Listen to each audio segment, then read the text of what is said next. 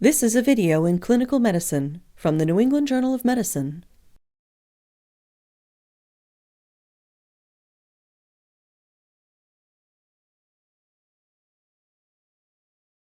This video will demonstrate safe and successful methods of performing lumbar puncture. Lumbar puncture is indicated for both diagnostic and therapeutic purposes. Also, the administration of spinal and epidural anesthesia involves the use, essentially, of this same technique. Analysis of cerebrospinal fluid may be helpful in the diagnosis of infectious processes such as meningitis, inflammatory diseases such as multiple sclerosis, cancers such as leukemia, and metabolic processes. Therapeutically, lumbar puncture allows for the intrathecal administration of chemotherapeutic agents and antibiotics. There are specific contraindications to lumbar puncture. The condition of patients with cardiorespiratory compromise may worsen as a consequence of the position they need to assume for lumbar puncture. The procedure should also be avoided in patients with signs of cerebral herniation, incipient herniation, or increased intracranial pressure, and in those with focal neurologic signs. In such patients, cranial CT should be performed before lumbar puncture, although CT may not reveal signs of increased intracranial pressure.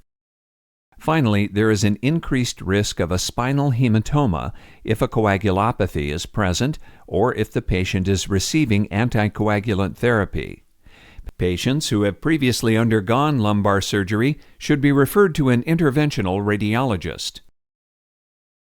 Before performing the lumbar puncture, you will need a commercially available tray containing the necessary supplies, a spinal needle with a stylet, equipment for skin preparation, drapes, collection tubes, and in some cases a manometer.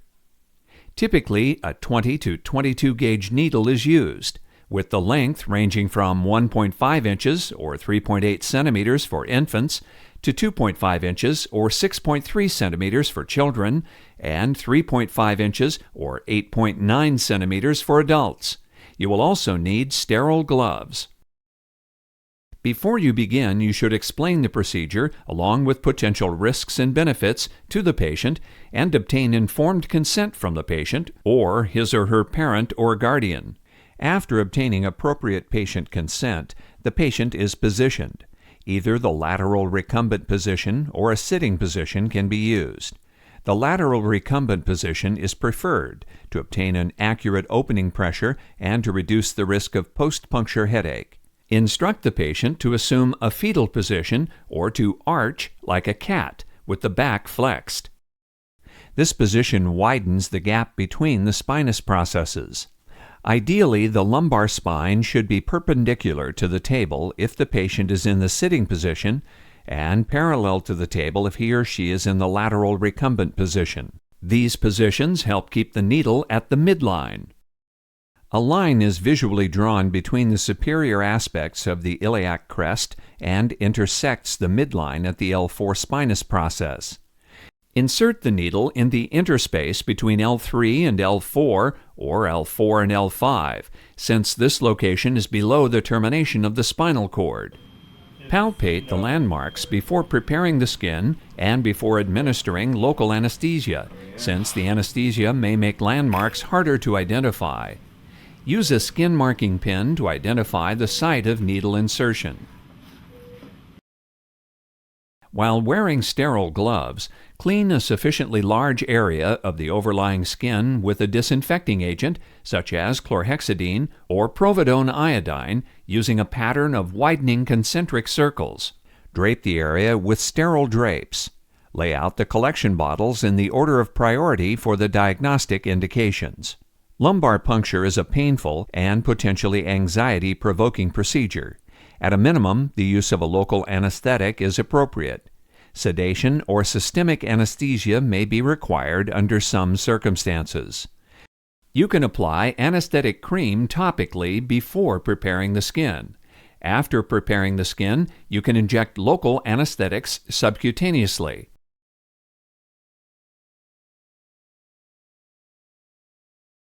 Identify the anatomical landmarks once again. and insert the needle, with stylet firmly in place, in the midline at the superior aspect of the inferior spinous process, directing it at an angle of approximately 15 degrees, as if aiming at the patient's umbilicus. Either use a pencil-tipped needle or assure that the bevel of the needle is in the sagittal plane so as to spread rather than cut the fibers of the dural sac. These fibers run parallel to the spinal axis. The use of this needle position should theoretically decrease the leakage of cerebrospinal fluid. If properly positioned, the needle should pass through the skin, the subcutaneous tissue, the supraspinous ligament, the interspinous ligament between the spinous processes, the ligamentum flavum, the epidural space, including the internal vertebral venous plexus, the dura, the arachnoid, into the subarachnoid space, and between the nerve roots of the cauda equina. As the needle passes through the ligamentum flavum, you may feel a popping sensation. Once you have reached this point, the needle should be advanced in 2 mm increments and the stylet withdrawn after each increment to check for CSF flow. If no fluid is detected and bone is encountered, withdraw the needle to the level of subcutaneous tissue without exiting the skin and redirect the needle. Fluid will flow once the needle enters the subarachnoid space. If the lumbar puncture is traumatic, the cerebrospinal fluid may be tinged with blood. As additional fluid accumulates in the barrel, the fluid should become clear, unless the source of the blood is a subarachnoid hemorrhage. If the flow is poor, a nerve root may be obstructing the opening of the needle, and you should rotate the needle 90 degrees. If drops of blood enter the needle, it may become clogged. In this case, you should obtain a new needle and enter the site through a different interspace. For you to obtain an opening cerebrospinal pressure, the patient must be in the lateral recumbent position. Use a flexible connector and attach a manometer to the hub of the spinal needle. After waiting for the column of fluid to rise and possibly seeing pulsation from cardiac or respiratory motion, you may take a measurement. If the cerebral spinal fluid pressure exceeds 25 centimeters of water, you should closely monitor the patient for signs of herniation and determine the cause of the patient's elevated intracranial pressure. You must allow cerebrospinal fluid to drip into the collection tubes. Never aspirate cerebrospinal fluid. Even a small amount of negative pressure can precipitate a hemorrhage. The amount of fluid collected should be limited to the smallest volume necessary for testing. Typically, 3 to 4 milliliters of fluid is sufficient for routine indications. By turning the stopcock toward the patient, fluid in the manometer may be collected. After collecting an adequate specimen, replace the stylet and remove the needle. Although traditionally patients have been told to lie flat for several hours after a lumbar puncture, there is no evidence that this precaution decreases the risk of a cerebrospinal fluid leak, post-puncture headache, or other complications.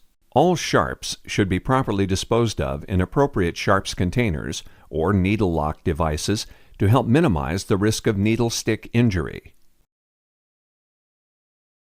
Obese patients may represent a challenge due to difficulty in identifying landmarks. Other conditions, such as osteoarthritis, ankylosing spondylitis, kyphoscoliosis, previous surgery that has altered landmarks or spaces, and degenerative disc disease, also may make the procedure more difficult. If faced with these challenges, consider consultation with an anesthesiologist or perhaps a radiologist, if fluoroscopy-guided lumbar puncture seems to be a better approach. Lumbar puncture has numerous possible complications, including cerebellar herniation, referred pain, headache, bleeding, infection, the formation of a subarachnoid epidermal cyst, and leakage of spinal fluid. You can avoid many of these complications by conducting a careful assessment of the patient before the procedure, including a thorough neurologic examination and retinoscopy, and monitoring the patient throughout the procedure. A subarachnoid epidermal cyst occurs when a skin plug is introduced into the subarachnoid space. The standard use of a needle with a stylet will avoid this complication. Leakage of spinal fluid can occur at the puncture site. A large bore spinal needle is more likely than a smaller bore needle to produce a leak, so the latter should be used whenever possible. In the case of persistent leakage of spinal fluid, an anesthesiologist should be consulted to determine whether a blood patch is needed to occlude the leak. Lumbar puncture is a commonly performed procedure that can be a very useful aid in clinical diagnosis and treatment.